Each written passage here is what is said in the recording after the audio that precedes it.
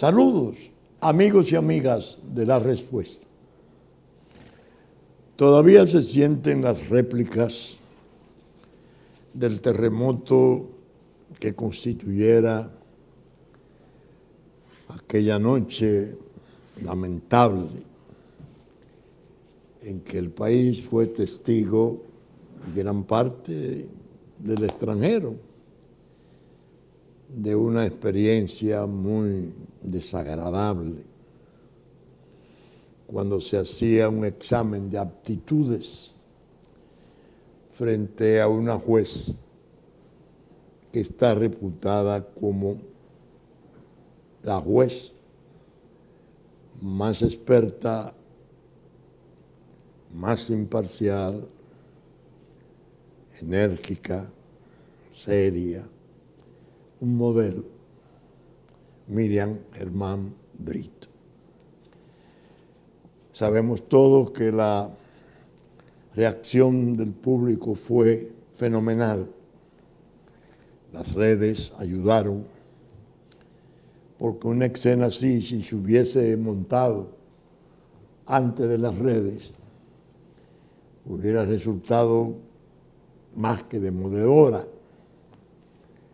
Pero las redes ahora actualizan las reacciones y las respuestas. Casi simultáneamente el país comenzó a sentir el efecto de la protesta popular, la protesta social.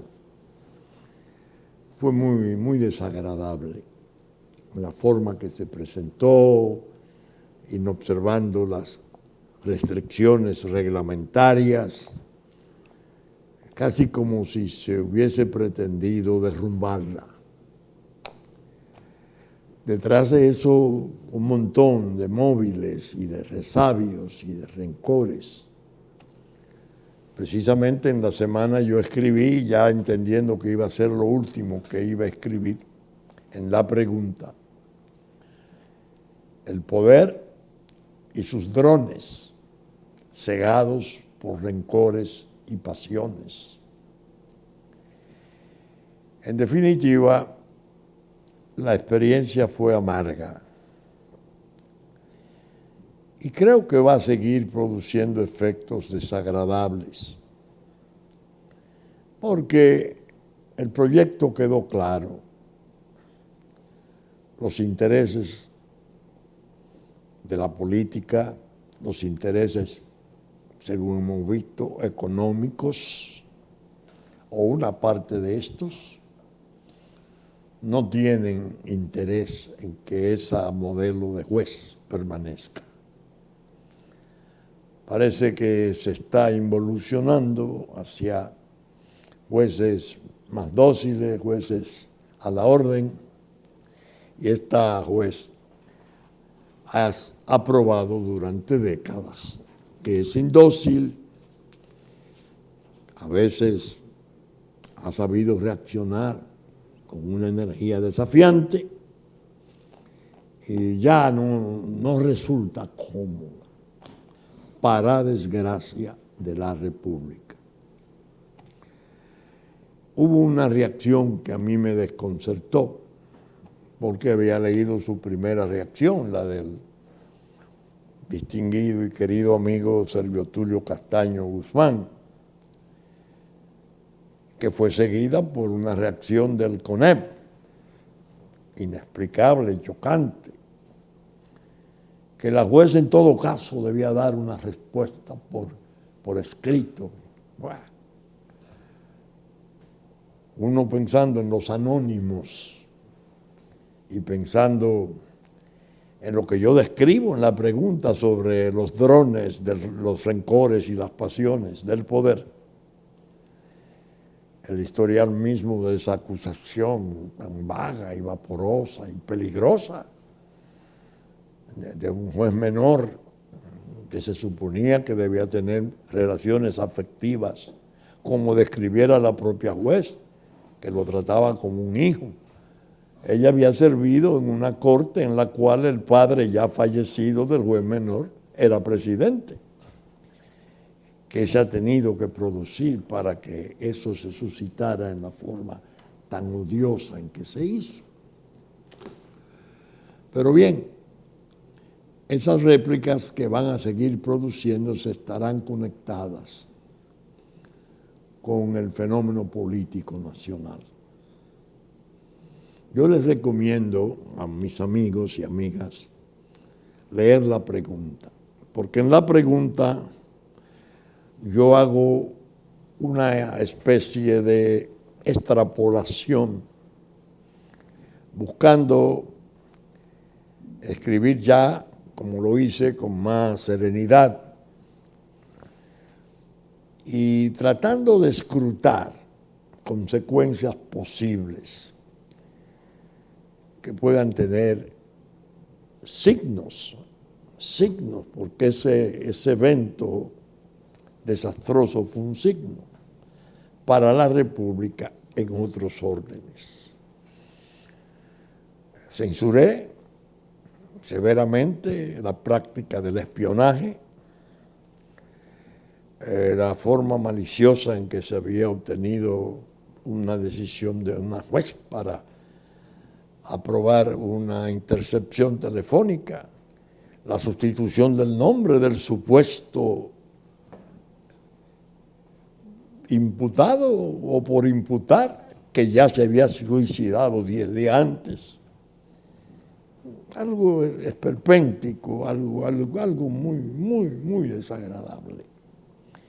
Pero yo decía que en el año 15 y aún dentro del mismo 14, yo estuve muy activo y era miembro del gobierno, era funcionario del gobierno, del presidente Danilo Medina, recomendándole que no se aventurara a imponer la reelección a través del tortuoso camino del soborno o de la complacencia o del interés de legisladores, reelección por reelección. Porque en la medida que eso se produjera, se iba a enfermar la legitimidad del poder. Que mi consejo era la celebración de 2 referéndums, uno consultivo y otro aprobatorio. Es decir, consultar al pueblo en un referéndum si era conveniente, posible, reformar la Constitución para permitir la reelección. Y una vez aprobada la reforma, en el supuesto de que la respuesta hubiese sido afirmativa del pueblo, aprobar las reformas, el pueblo nuevamente. No me hizo caso. Y sus grupos de auxiliares, servidores, simpatizantes, bueno, los áulicos que siempre andan cerca del poder, mucho menos. Yo parecía como una especie de impertinencia. Se hizo como se hizo, todo el mundo sabe. Y esa legitimidad, que es tan vital para la cuestión de las reformas constitucionales y los productos de poder que surjan, se quebrantó. Entonces, yo sostengo en la pregunta, que les recomiendo leer, que hay, al parecer, una aventura nueva de ataque a la Constitución. Esta viene a través de fervorosos pronunciamientos de legisladores, los mismos legisladores que participaron en la experiencia anterior,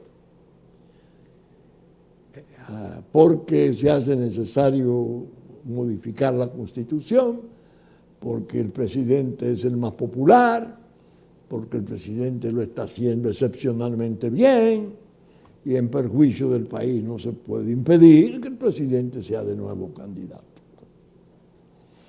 Entonces yo decía en la pregunta, y lo ratifico hoy, que a todo esto se ha ido agregando un fermento de inconformidad lo que yo llamo un abrupto volcán de inconformidades podría surgir en ocasión de ese intento de nuevo ataque a la normalidad constitucional.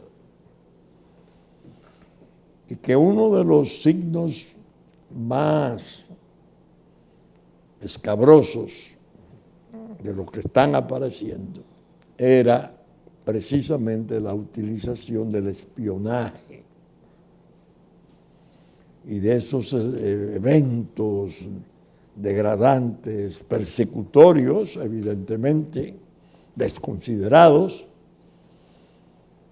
porque eso, quieras o no, tiene antecedentes sociales y penales desastrosos. Ese es un camino hacia el gobierno autoritario, hacia la fuerza, hacia la coacción, hacia el temor, que no le aconsejo al presidente que emprenda ese camino. Lo estoy diciendo hoy y lo voy a seguir planteando porque precisamente cuando grababa ya veía reacciones de otro senador del sur.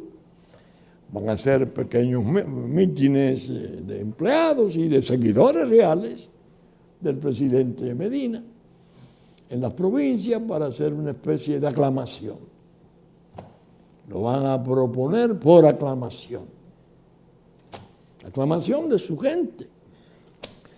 En primer lugar, hay que preservar la paz. La paz está por encima de todo otro valor. Para la República, esta paz que tiene las turbaciones indeseables de la inseguridad, del alto poder del crimen para intimidar, que turba la paz moral y espiritual del país, no es la paz física que se puede perder con el desorden, con la protesta, con la violencia.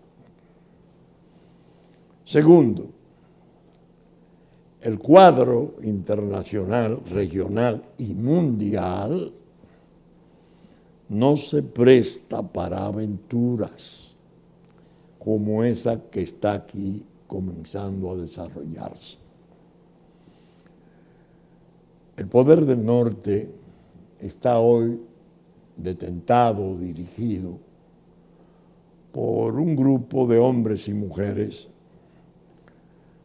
considerablemente diferentes, sustancialmente diferentes en sus ideas, en sus hábitos, en su posición frente a la vida, a los que gobernaban cuando la primera reelección.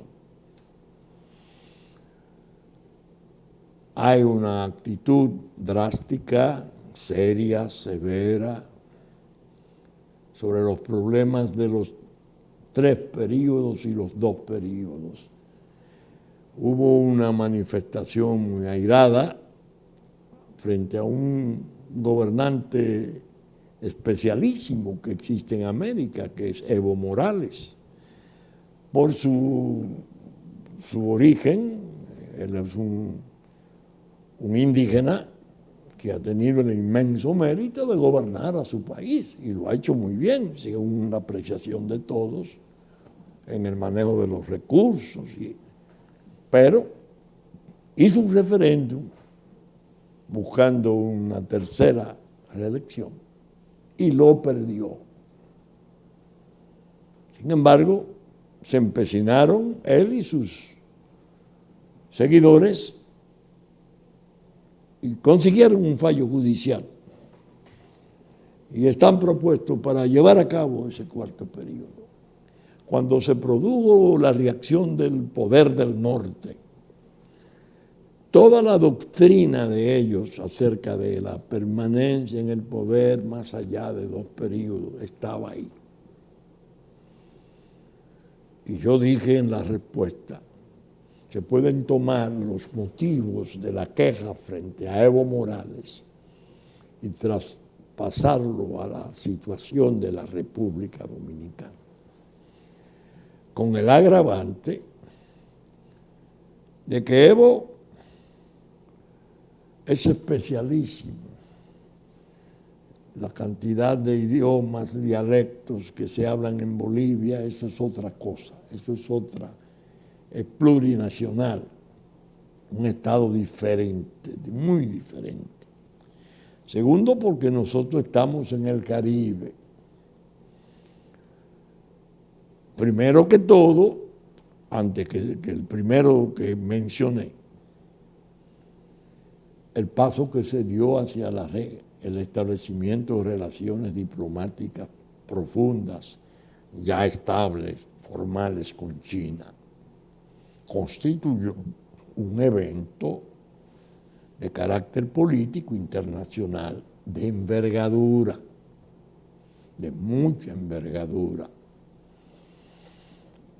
Y si se intenta aquí un tercer período, y para llegar a él se buscan esos atajos de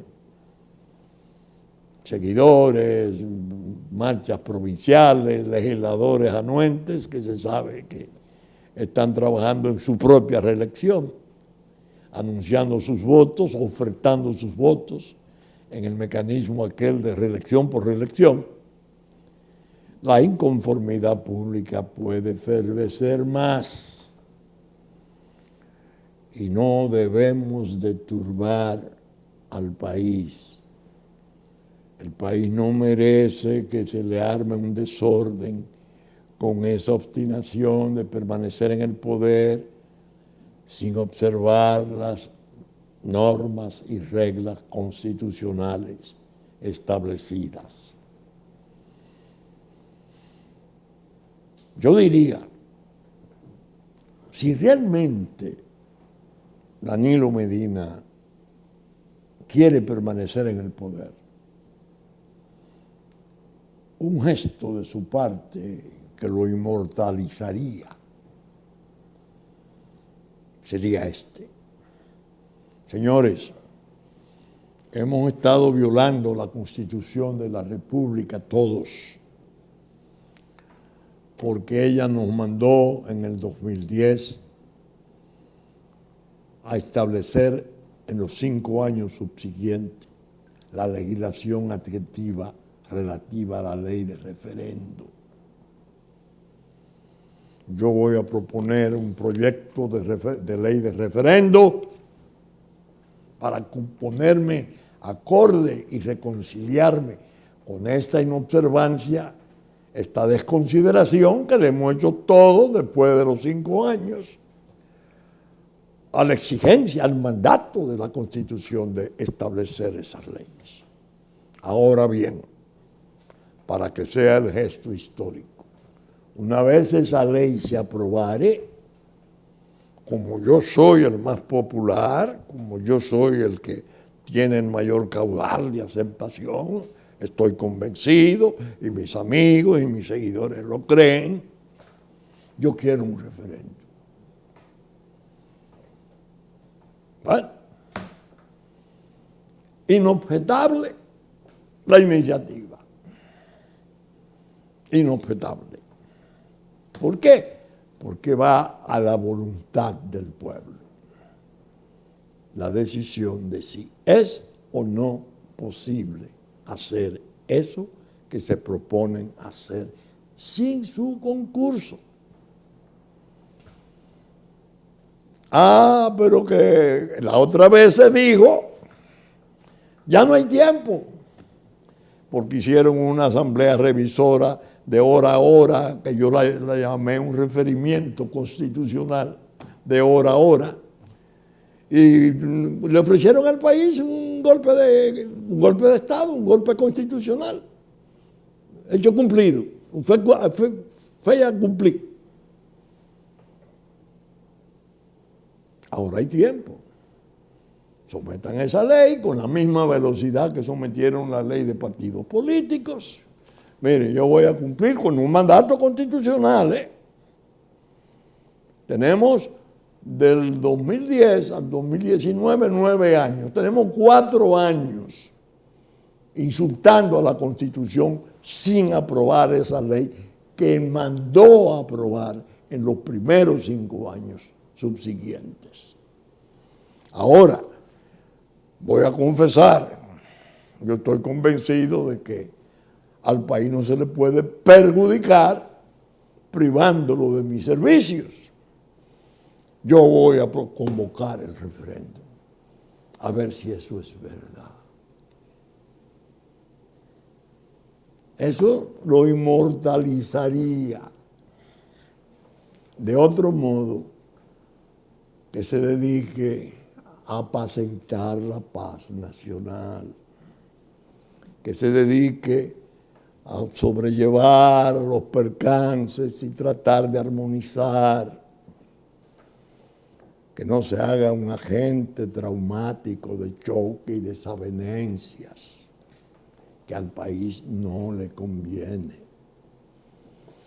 Yo lo digo con toda la autoridad moral que me puede asistir, porque para nadie es un secreto que he sido un partidario furibundo de la unidad dentro de ese partido, porque es el partido de poder y el que tiene los 2 lideratos más caracterizados.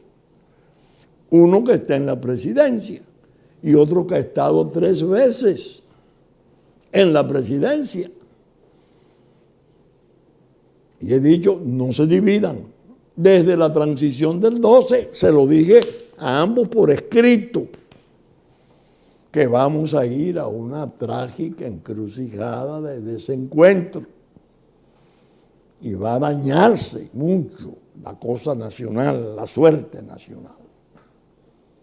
Bueno, al surgir lo de Miriam, el ataque, el ciclón Miriam, yo me dije, caramba, van mal. El joven procurador, pagando un precio por su inexperiencia, quizás por el tiempo en que se le otorgó esa responsabilidad frente a las circunstancias terribles. Odebrecht, un escándalo mundial,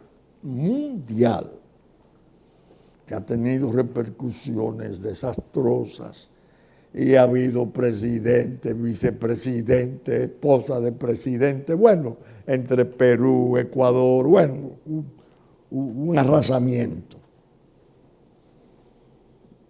Se trató de arreglar aquí. El procurador participó en un acuerdo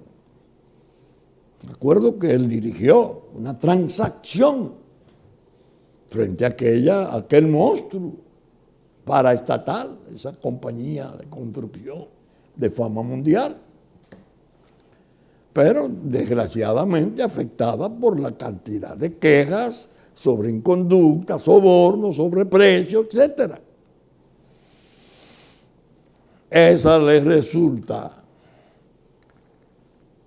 una incomodidad inmensa, porque ella arregla los asuntos de Santo Domingo, puede seguir incluso construyendo, 184 millones de dólares que habrá de pagar como multa, pero lo que surgía como expediente o lo que quedaba como expediente era un adefesio, porque a los que enviaban a juicio criminal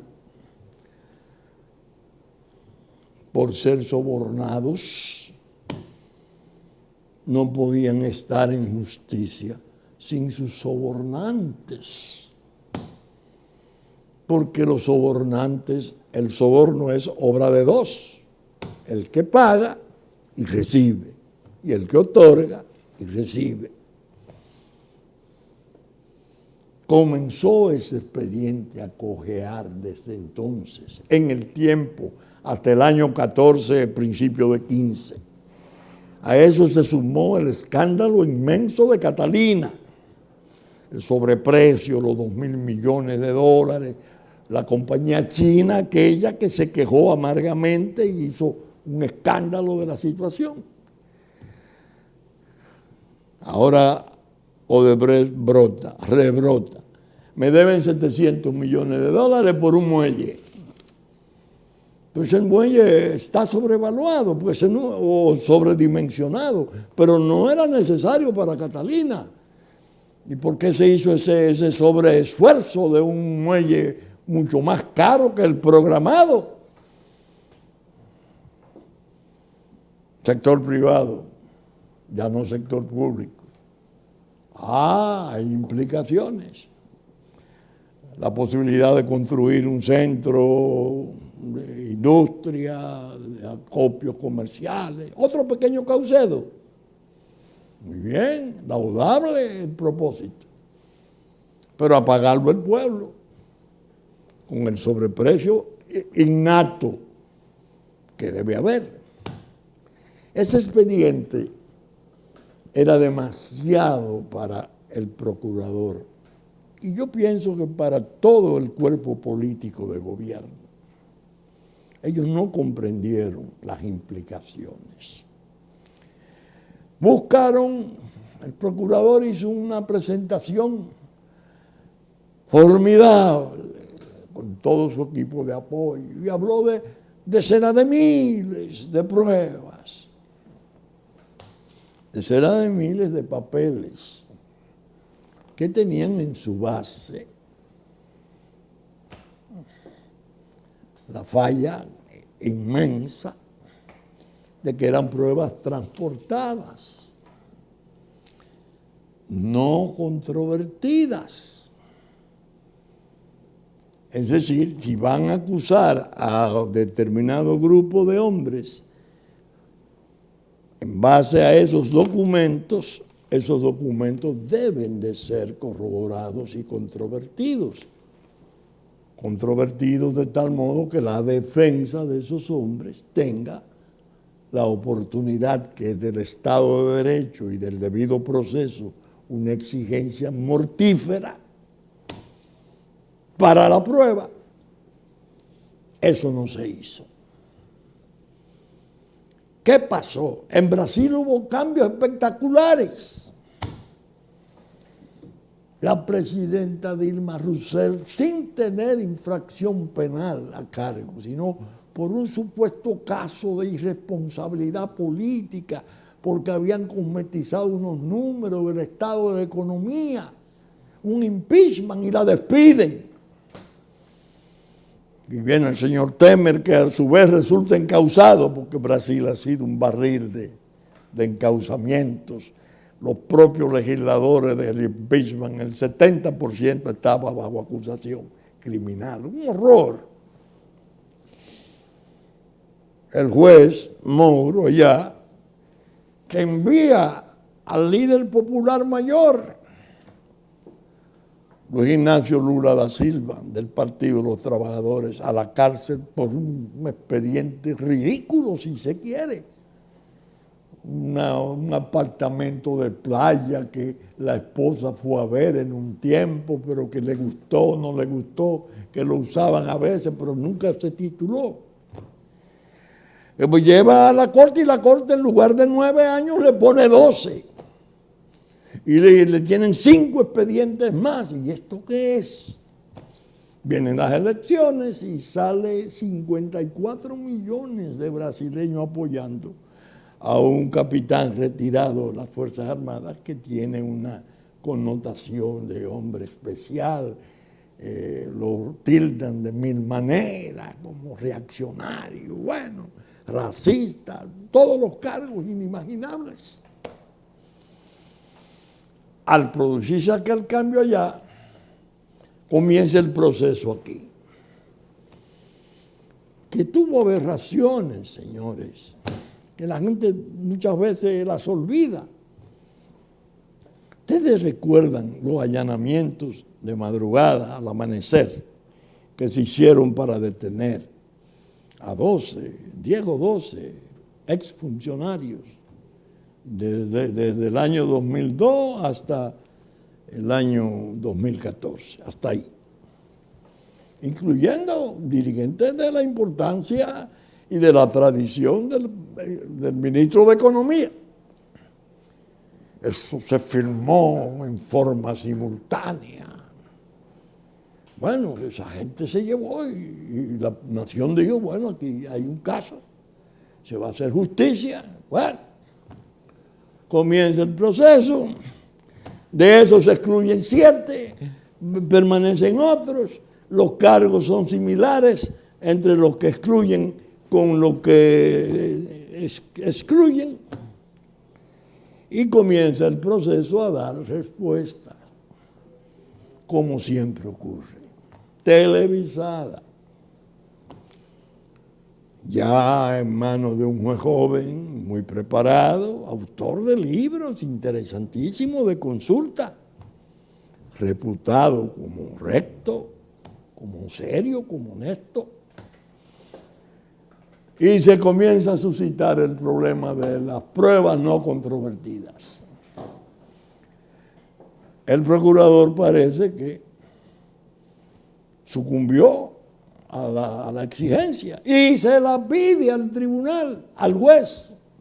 Y el juez dicta un auto y otorga autorización para que se haga el interrogatorio de 34 funcionarios de Odebrecht, para que ellos ratificaran y naturalmente se pusieran al grado de contradicción, de controversia de la prueba.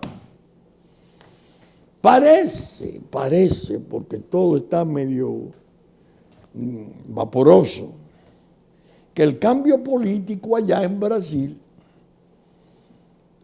no recomendaba coger para Brasil hacer esa experiencia nuevamente.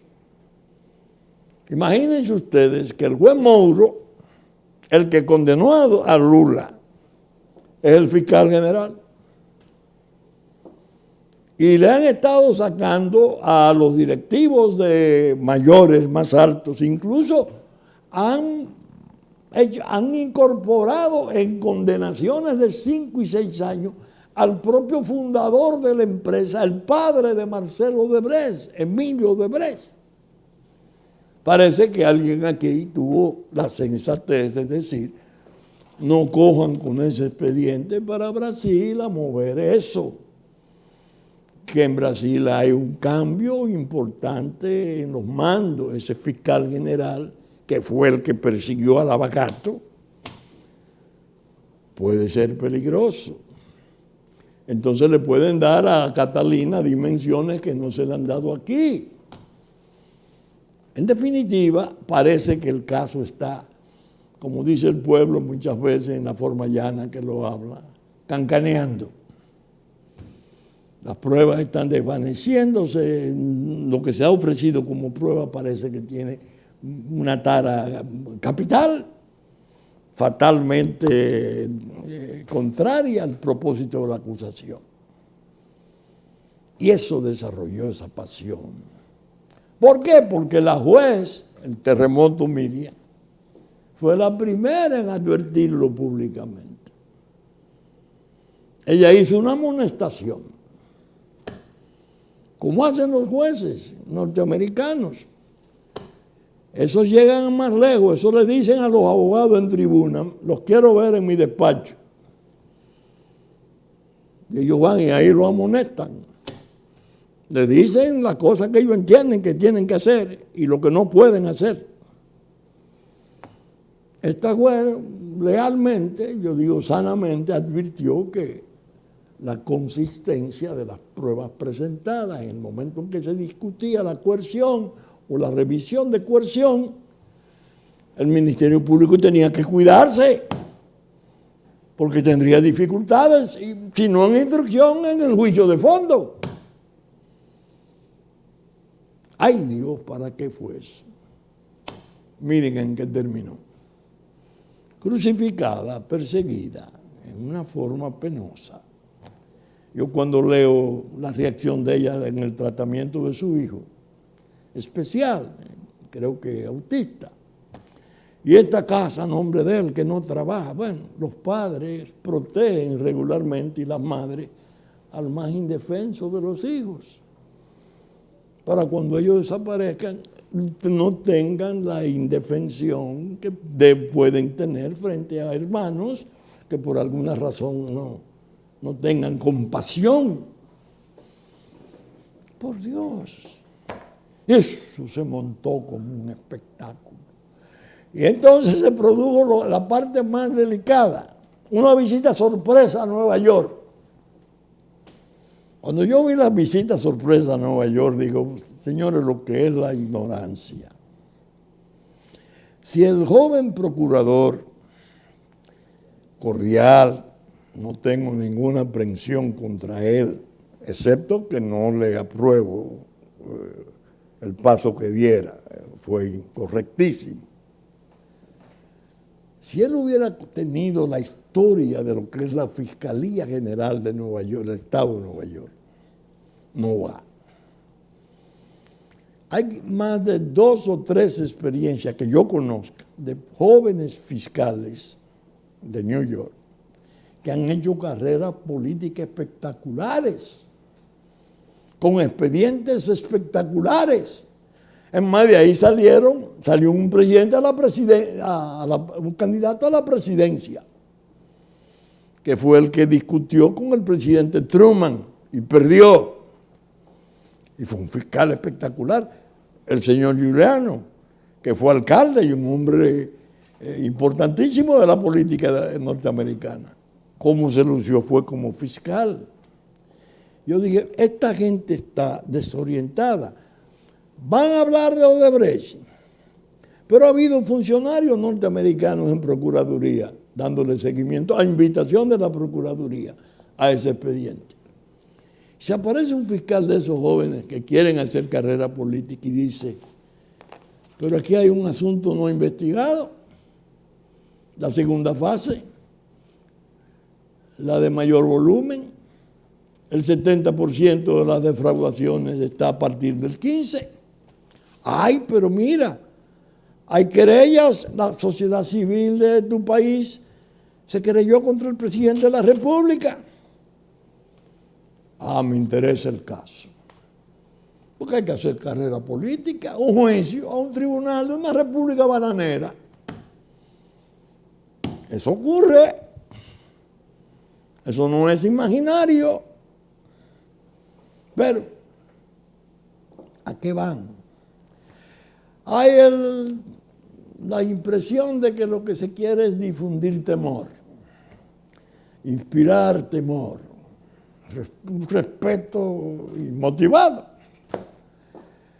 Eso es parte del quebranto de la legitimidad de que hablé al principio, que repercute hacia el campo político en una forma peligrosísima. Yo creo que los momentos no son sencillos. Los momentos son verdaderas grietas. Es un momento de grietas en el ánimo público. Y se pueden cometer errores fatales. Creo que van por un camino equivocado. Ahora, hace 2 días, la señora embajadora norteamericana va a un programa con doña Alicia Ortega y la gente se ha fascinado. Algunos amigos y gente muy, muy allegada a mí, oye, pero qué bien lo hace. Qué inteligente es. Y mira, tiene habilidad. ¿Por qué? Porque doña Alicia, una periodista de investigación, muy incisiva, preguntó cosas del interés nacional, palpitante. La reelección. Entonces responde, bueno, nosotros respetamos a quien gobierna, nosotros no nos metemos con quien esté gobernando. El trabajo nuestro es hacer el desarrollo de relaciones, contribuir al progreso. Bueno, muy bien. Ahora, en nuestro país, la experiencia es que el respeto a la Constitución y el Estado de Derecho es lo que más nos ha favorecido. Ajá. Ahí está todo. Ahí está el mensaje. El mensaje es una doctrina que tienen. Una doctrina que si se desaira, se agrede o desafía, tiene capacidad de reacción. Y lo peor, para quienes lo intenten, tienen medios abundantes para hacerlo, desgraciadamente. Y eso al país no le conviene. Sería una manera de exponerlo a degradaciones mayores, a escándalos y a averiguaciones de carácter internacional, algunas de ellas conectadas con la propia tragedia de Venezuela. Es decir, ¿por qué? ¿Por qué Venezuela aquí en esto? No.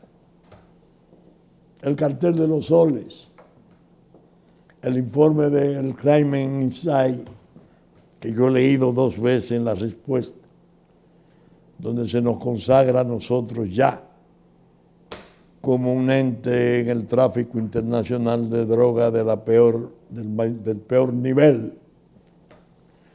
Y se dice que por el Caribe todo viene aquí y que han recibido apoyo político y de la autoridad. Bueno, digo, estamos pisando un campo minado que a mucha gente le interesa. Se frotan las manos, qué bueno, que estalle todo. Ah, sí, fantástico.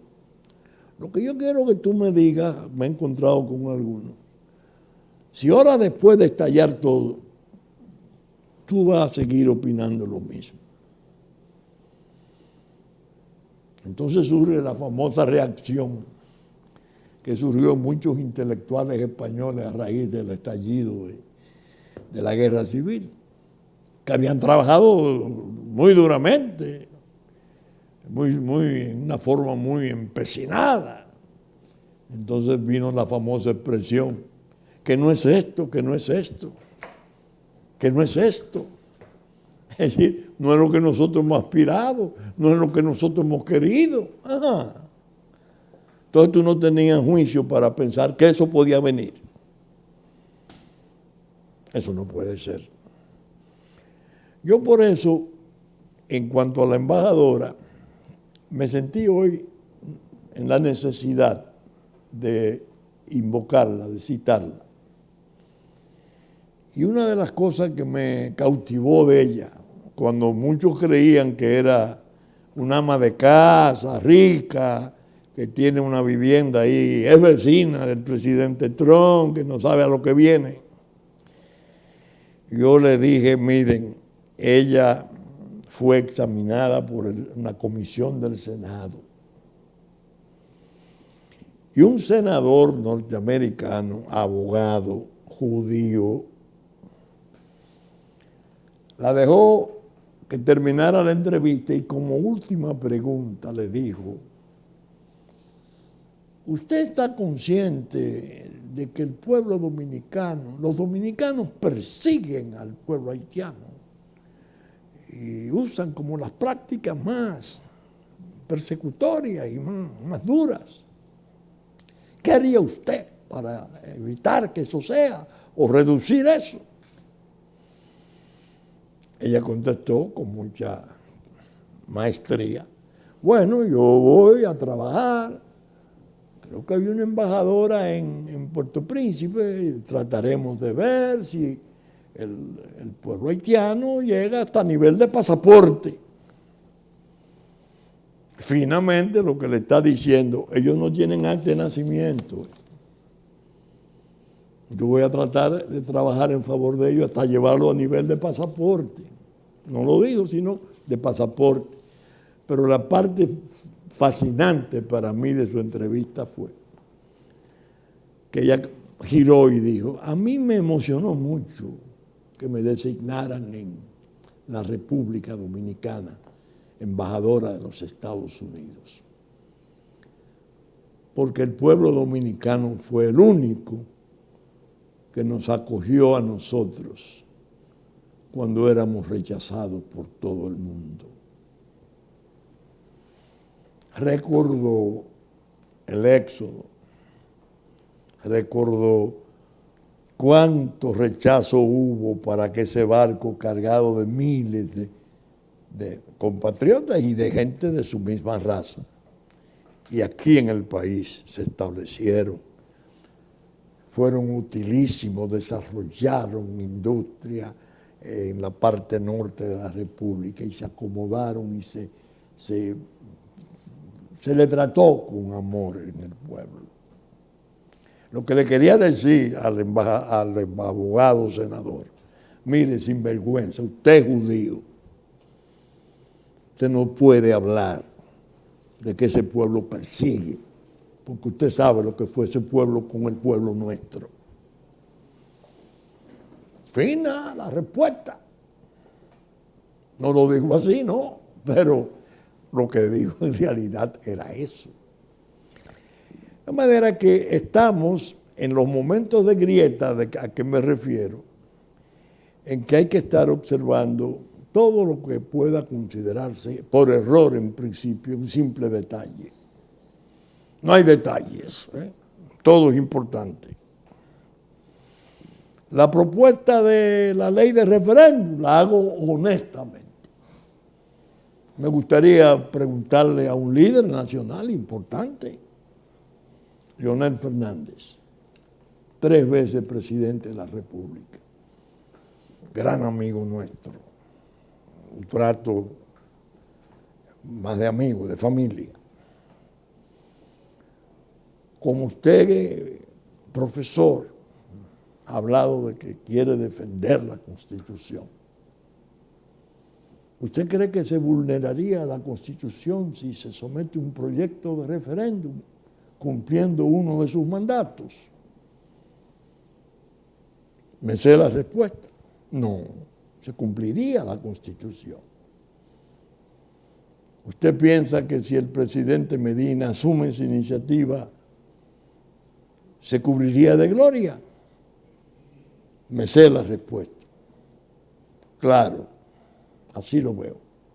Ahora, que es el pueblo el que diga si esa modificación constitucional a los fines propuestos en su favor la apruebe o la desapruebe.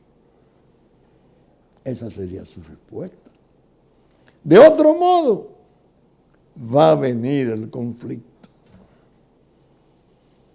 Si se quiere hacer a la cañona, con las sinuosidades y las malicias del trato político corriente. Son momentos para gestos trascendentales,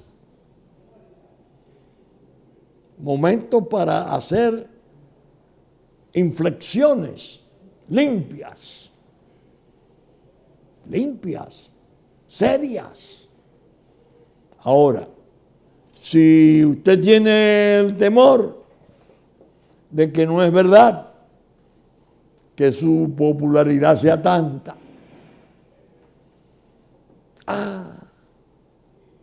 no lo puede hacer, porque si lo hace, toda la parte de la población inscrita en los partidos de oposición votarían no, más una parte importantísima del Partido de Liberación Dominicana votaría no. Entonces perdería abrumadoramente el referéndum. ¿Y qué? Lo intentó. Si tiene la convicción de que es el más popular, como dicen sus seguidores, cumplió con eso. Mira, me rechazó la población. La reforma, ya la respeto. Yo la respeto. Ahora, le voy a pedir al presidente Fernández, que habla de que va a depositar los formularios de 2 millones de dominicanos que se han inscrito en la posibilidad de su candidatura. Que por favor, si gana en primaria y gana en las elecciones, como él asegura y afirma, que modifique la Constitución para que no me inhabiliten de por vida. Porque yo me siento joven y yo puedo ser todavía nuevo. Yo puedo volver. En este país volver no ha sido una novedad. Incluso volver a edades y hacer hazañas a edades inimaginables. Hay 2 nombres que tienen respuesta para eso. Joaquín Balaguer y Juan Bosch. Pero eso es pensar en grande. Eso no es meterse en los chismes y en las bajezas de la política esa dicharachera que anda ahí. De manera que mi idea es que esta respuesta puede ser el principio de un ciclo de respuestas alrededor de ese tema, que ya se va perfilando como preocupación nacional fundamental. El nuevo ataque a la normalidad constitucional es conflictivo y no lo subsana nada que no sea ese esfuerzo espectacular de que hablo,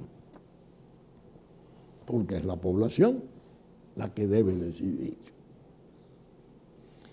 Pero bien, saben ustedes que estamos saliendo por Supercanal, el 3 del cable, 33 televisión abierta, que ya nos anticipó Cinevisión, sábado a las 6 de la mañana, en la versión central del Supercanal, domingo a las 11 de la mañana. Telefuturo, domingo a las 8 de la mañana después de la misa de San Antonio. Telenor de San Francisco de Macorís, el mediodía de domingo y 6 de la tarde. Teleimpacto, 22 y 52 de Astel, mediodía de domingo, 9 de la noche de domingo, 9 de la mañana de lunes. TDI, Canal 51, 7 de la noche de domingo. Saben ustedes además que la radiodifusión está a cargo en la versión central de Radio Real de la Vega, domingo a las 11 de la mañana. Que los diarios Diario Horizonte, New York, Diario Digital Dominicano reproducen parte de nuestros contenidos. Hit 92 en la mañana a las 6 de la mañana de domingo para el sur de la República. Y los canales amigos de Constanza, Sabaneta, Montecristi, Higüey y Romana, que también reproducen nuestros contenidos en los tiempos pertinentes. Con la gracia de Dios esperamos estar con ustedes en la entrega de una nueva respuesta el próximo fin de semana. Muchas gracias y hasta entonces.